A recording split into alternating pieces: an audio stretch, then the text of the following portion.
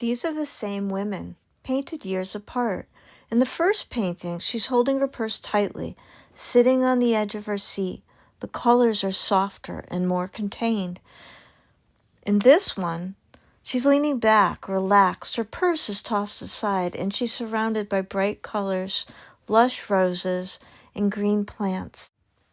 Today, I want to show you how working from your own paintings can actually help you develop your style, using flattening, color, and narrative to tell a new story.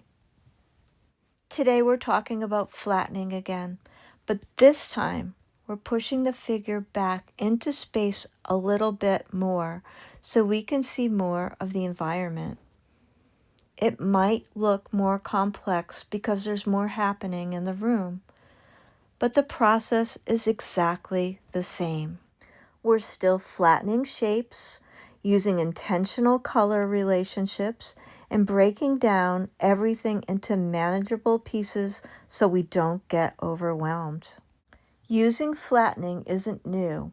We see it in the Fauves like Matisse and Derain, in Picasso and Braque, during Cubism, in pop art with Warhol and Lichtenstein, and in folk art, which has always been a huge influence in my own work. But today I want to share something a little more personal. A few years back, during the pandemic, I created a series of women portraits loosely inspired by my friends group. We're really social and we love to go to shows and we support each other musically, artistically, and we like to go to each other's openings and listen to each other's bands and things like that. So suddenly, we're all just trapped in our houses and we're all dressed up with no place to go. And we're just sitting in our houses and apartments, and we are just feeling really frustrated and very isolated. And so the first painting was part of that series, and it actually got into a really big show called the Faber-Baron Color Show, which focuses on expressive color. But what interests me about it now isn't about where it showed. It's what I didn't realize when I painted it is looking at it. She's so tense. She's bracing. And even the color palette feels really restrained for me. So this week I decided to revisit this woman, not to copy the painting, but to take that same woman. I even put her in a similar outfit and place her in a new emotional environment. And so now she's relaxed. She's with her pet, her dog, and there's bright red roses and a huge green blooming plant. Her wall is a bright yellow. Her purse is casually just tossed aside, but it's the same character, but a new chapter. And this is one of my favorite ways to develop style, working from your own visual reference and language. Even though this painting looks more complicated, looks busier, the process is identical. So every object is a shape. The flowers are flattened. The dog is flattened. The figure is flattened. The furniture and the rug, everything becomes color blocks. Instead of thinking room, I'm thinking a pink shape.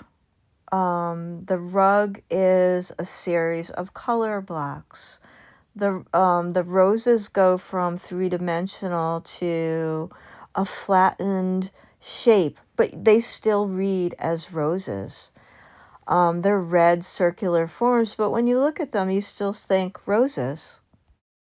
When you're starting to build more complex compositions, just look at each shape in relationship to the next and handle them one at a time, and the complexity just disappears. What you're seeing me doing right now in the video is I'm putting a layer of bright red underneath underneath a layer of yellow and a layer of blue. And so when I'm painting, what's happening is that layer of red is vibrating through the layer on top, and it gives a really interesting effect. The more you learn about color and the more you play and experiment, especially in places like your sketchbook, you can really start to understand these color interactions and incorporate them into your bigger and finished paintings. It's really fun to do this, and it adds so much to your finished work. We often talk about adding line work to the edges of things, but you don't always have to. Color often can define the edges for you. You don't always need that outline. The contrast between one block of color and the next can do that work for you. I want to talk a little bit about color relationships. In this case, you'll see me adding the green right next to the pink. When we put complementary colors side by side, so green and red and pink are complementary colors. So pink is a tint of red. Any color with white is a tint. So when we put those next to each other, they vibrate. And so the red and the green next to each other like that. And later on, you'll see me adding a base color of green to the carpet. And so next to that big pink overstuffed chair shape, I'm going to have a green carpet, which I later add a really interesting color block pattern to. So pattern doesn't have to be complex. It could be really simple and still be very dynamic. So what's making the colors vibrate here are the complementary relationships, the reds and pinks against the greens, the warm yellow tones against the cooler blues. Then you'll see me soften areas using analogous colors, which are color neighbors on the color wheel, to calm the eye. And I do that in the carpet by doing a soft color block pattern. I chose a very bold, bright yellow for my background. I mixed this color and it has very warm tones in it.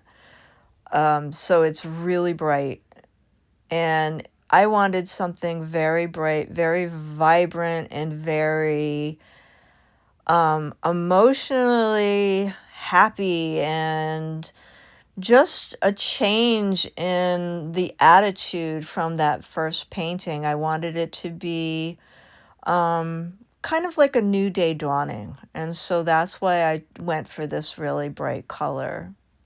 And even though we're flattening, I still add subtle shifts in value, small highlights, slight variations.